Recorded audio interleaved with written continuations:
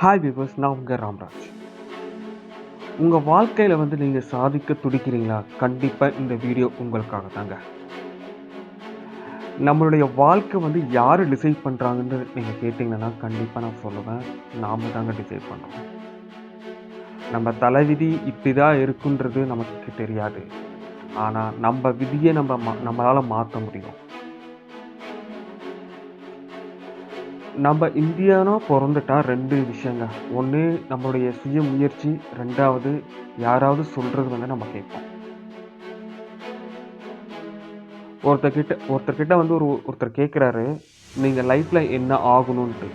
அவர் சொல்கிறாரு, நான் டீச்சர் ஆகணும், நான் ஒரு பிஸ்னஸ் மேன் ஆகணும், நான் ஒரு அட்வொகேட்டாக ஆகணும், நான் ஒரு இன்ஜினியராக ஆகணும்னு சொல்கிறாங்க.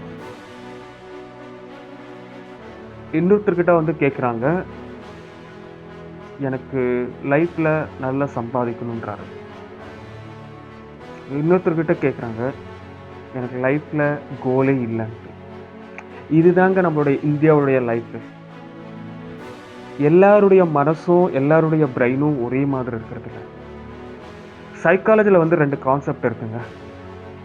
ஒரு மனுஷன் வந்து சேஞ்ச் ஆகணும்னா ஒன்று அவன் ஹெரிடிட்டி, பேரண்ட்ஸ்லேருந்து ஜீனில் இருக்கிறது. 2வது வந்து அவர் வளர்ந்த சூழலில். இந்த 2 விஷயம் வந்து அவனுடைய டிசைட் பண்ணுதுங்க அவனுடைய லைஃப் ஸ்டைல். கண்டிப்பாக நான் இந்த இடத்துல ஒன்று சொல்வேன், பணம். நமக்கு எல்லாம் தெரிஞ்ச விஷயந்தான், பணம் இல்லைன்னா பணத்துக்கு சமம்னு சொல்லுவாங்க. ஏன்னா பணம் தூக்குறதுக்கு 4 பேர் வேணும். அந்த 4 பேருக்கு நம்ம வந்து காசு கொடுத்து தான் ஆகணும். இதுதாங்க நம்ம லைஃப். உங்களோட லைஃப்க்கு வந்து நீங்கள் தாங்க டிசைட் பண்ணணும். நீ என்ன ஆகணும், உங்களுடைய சக்ஸஸ் என்ன, உங்களுடைய கோல் என்ன, உங்களுடைய ஆம்பிஷன் என்ன. இல்லை உங்களுடைய லைஃப்பில் வந்து உங்கள் பேரண்ட்ஸ் சொல்கிறாங்க, பக்கத்து வீட்டில் சொல்கிறாங்க, இல்லை எனக்கு தெரிஞ்ச நண்பர்கள் சொல்கிறாங்க, கேட்க வேணாங்க. நீங்கள் கேட்டிங்கன்னா உங்கள் லைஃப் ஸ்பாயில் ஆகிடும். ஆனால் உங்கள் லைஃப்க்கு வந்து நீங்கள் வந்து கிளியராக இருக்கும், இதுதான் நான் பண்ணுவேன்ட்டு. இல்லை உங்களுக்கு தெரியல நீங்கள் என்ன பண்ணணுன்ட்டு, நல்ல ஒரு ப்ரொஃபஷனல் வந்து கன்சல்ட் பண்ணுங்க.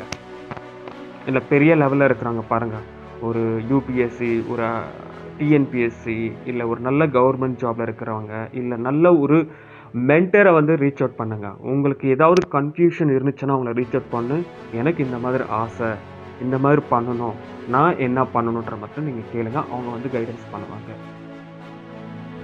ஆனால் உங்களுக்கு தெரியாதவங்ககிட்ட போய் நீங்கள் கேட்டுட்டு நீங்கள் கேவலப்படுறது மட்டும்தாங்க மிச்சம்.